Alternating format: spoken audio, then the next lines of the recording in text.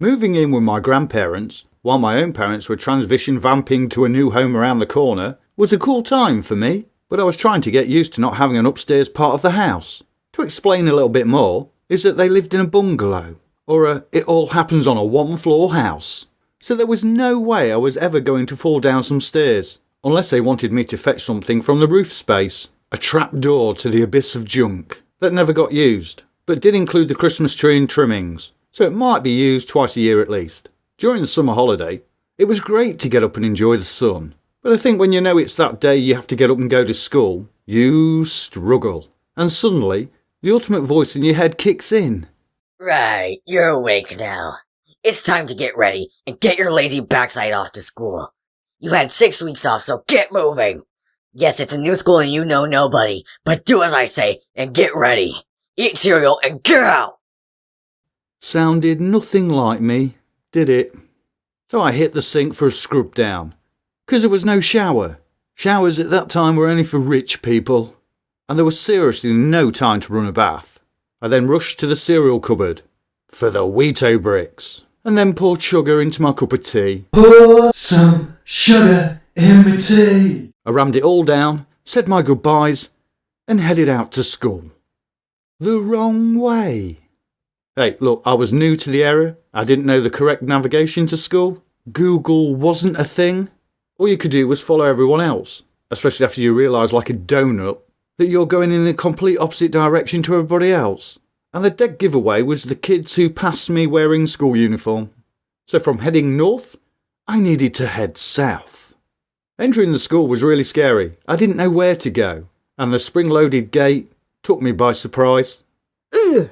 There was around 5 minutes where we just hung around the playground before we would get called into our first lesson. I didn't recognise anyone, probably due to the fact I didn't know anybody. I understand that this becomes a thing all through your life. Different schools, clubs you might attend, your forced service into the Scouts, college, university. Oh, I got away with not attending that one. And on to work and jobs. Unless you already know somebody who works there, because that's how you got the job in the first place. You'll find you'll probably meet hundreds of new people, and then just add them to Facebook and never talk to them again. So I was hanging in the playground, and suddenly this kid walked over to me and started asking me my name. And he mentioned the fact that he hadn't seen me yesterday. I said, yesterday? Apparently today was Wednesday and school had started yesterday, which was Tuesday. But because I was completely new to the area, I was given an extra day before joining. Don't ask me why, especially after just being off for 6 weeks, sunning myself and drinking from a glass with a straw.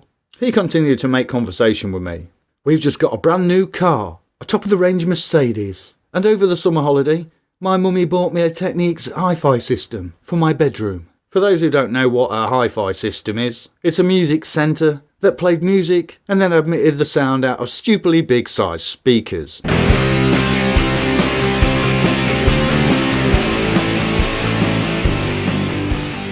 Plus, we're the only house on the road that have had a conservatory built at the back of our house, and my daddy is a solicitor. Had no clue what a solicitor was, or did. Just sounded like a guy that gives you a leaflet in the middle of town. The leaflets you try and find the nearest bin to put them in. We're all going skiing for Christmas this year, either Switzerland or Austria. Mummy hasn't decided yet. Now at this point, things started not to add up. Why? Well, he needed an haircut for one, and his shoes looked pretty scruffy and scratched. And normally when you start a new term of school, you get new clothing. And this kid had trousers on that didn't fit, and they had holes in them. What did he do? Walk to school on his knees? He acted completely too posh for my liking. But his appearance didn't really fit. I was just hoping he was not going to be in my class. I mean, I've been talking to him for about 4.5 minutes, and he was already getting on my nerves. I was relieved when class time came, and he wasn't in the room. We all had to sit on the carpet. Don't ask me why. Maybe they couldn't afford to furnish the place. Within the first few minutes of that class, I had the impression the teacher didn't really like me. I didn't understand why. It's not like I'd sent her a letter bomb through the post, or axe murdered her parents. So to be honest, I actually felt really left out. I couldn't wait for playtime to come, just to get out the classroom. That was until Neville the Nutter turned up again, and I thought, what is coming next? But he asked the most strangest question ever. How long do you brush your teeth for? Eh? I don't know. Maybe until my mouth is full and I have to spit. I've never timed myself. I don't class it as an Olympic sport, and I wouldn't think it would be included in one anytime soon. He then said, 'cause I have to brush my teeth, and then floss, and then brush my teeth again. Floss? What was that? All I knew at the time is if you wanted floss, it was off to the seaside to get some candy floss. So cleaning your teeth with candy floss is all I could relate to in my head. I know now what flossing in the bathroom is, but then I would say only upper class people knew how to practice flossing. We common folk just whacked our teeth with Colgate. Over a period of time, this posh kid moved on to someone else who was new, and I was glad he had picked up with others and gave me a rest. I started getting friendly with this kid called Nick, which I had spoken to during the summer holiday, and we were nicely on the same level. The teacher, Mrs. Flump, didn't like me the whole year I was at that school.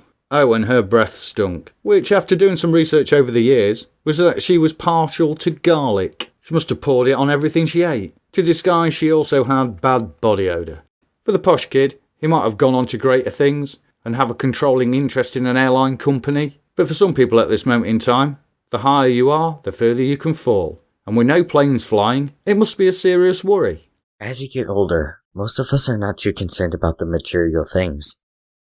It's the people who you get to know and who you also remember, as well as the experiences you have with them.